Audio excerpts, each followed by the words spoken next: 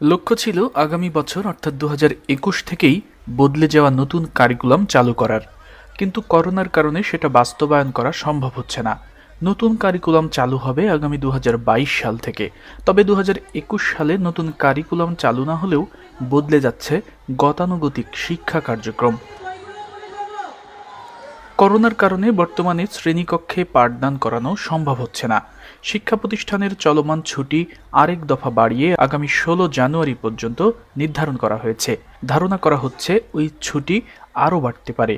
এ কারণে বর্তমান কারিকুলামের আওতায় 2021 সালে বছর জুড়েই অ্যাসাইনমেন্টের মাধ্যমে শিক্ষার্থীদের মূল্যায়নের ব্যবস্থা অব্যাহত রাখার সিদ্ধান্ত নিয়েছে মাধ্যমিক ও উচ্চ শিক্ষা অধিদপ্তর মাউশি। চলতি শিক্ষাবর্ষের ঘাটতি পূরণ করতেই 2021 সালে শিক্ষার্থীদের জন্য এই বিশেষ ব্যবস্থা নেওয়া হচ্ছে।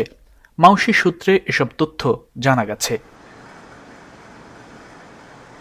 এদিকে জাতীয় শিক্ষাক্রম ও পাঠ্যপুস্তক বোর্ড এনসিটিবি শিক্ষার্থীদের জন্য আগামী জানুয়ারি থেকে মার্চ পর্যন্ত 3 মাসের অ্যাসাইনমেন্ট তৈরির কাজ ইতিমধ্যেই শুরু করেছে।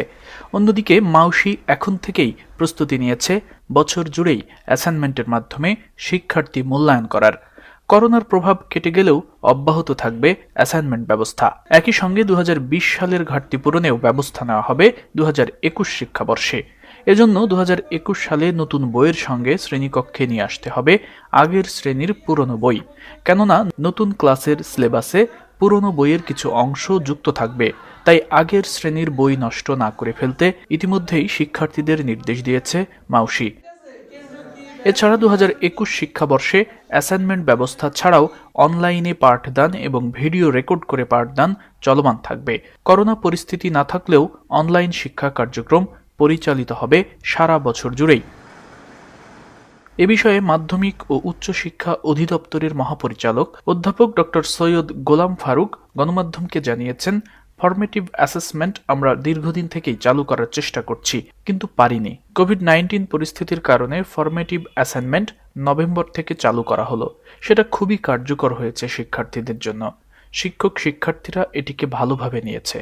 এতে প্রমাণ হয়েছে অ্যাসাইনমেন্টের মাধ্যমে কিছু শেখা যায়। আগের বিদ্যমান পরীক্ষা ব্যবস্থার মধ্যে কিছু শেখার ছিল না, কি শিখছে তা যাচাই করা হতো শুধু। এই ব্যবস্থা শুধুই পরীক্ষা নির্ভর ছিল, কিন্তু অ্যাসাইনমেন্ট ব্যবস্থার মাধ্যমে পরীক্ষা নেওয়াও হচ্ছে, আবার শিক্ষার্থীরা শিখতেও পারছে। তাই এটা আমরা 2021 সালে বছর জুড়েই অব্যাহত রাখব। অ্যাসাইনমেন্ট ব্যবস্থায় শিক্ষার্থীদের শেখার জায়গা আগের চেয়ে বেড়েছে দাবি করে মাউশি মহাপরিচালক আরও বলেন, অ্যাসাইনমেন্ট ব্যবস্থায় শিক্ষার্থীদের ফাঁকি দেওয়ার সুযোগ নেই। কেউ অন্যের মাধ্যমে অ্যাসাইনমেন্ট কপি করলে বা অন্যের মাধ্যমে অ্যাসাইনমেন্ট তৈরি করলে শিক্ষকরা তা বুঝতে পারবেন এবং সেই অনুযায়ী ব্যবস্থা নেবেন। নকল বা অন্যের খাতা দেখে অ্যাসাইনমেন্ট কপি করলে শিক্ষকরা ওই শিক্ষার্থীকে নতুন করে একই অ্যাসাইনমেন্ট বারবার করাবেন। যেহেতু এখানে পরীক্ষার মতো কোনো নম্বর দেওয়ার বিষয় নেই, তাই শিক্ষার্থীদের শেখানো এবং শেখার জায়গা তৈরি হবে। একই সঙ্গে এই ব্যবস্থায় দুর্বল শিক্ষার্থী বাছাই করা সহজ হবে এবং বাছাইয়ের পর তাদের দুর্বলতা বিষয়ে প্রয়োজনীয় ব্যবস্থা নেওয়া হবে বলেও জানান মাউশি মহাপরিচালক।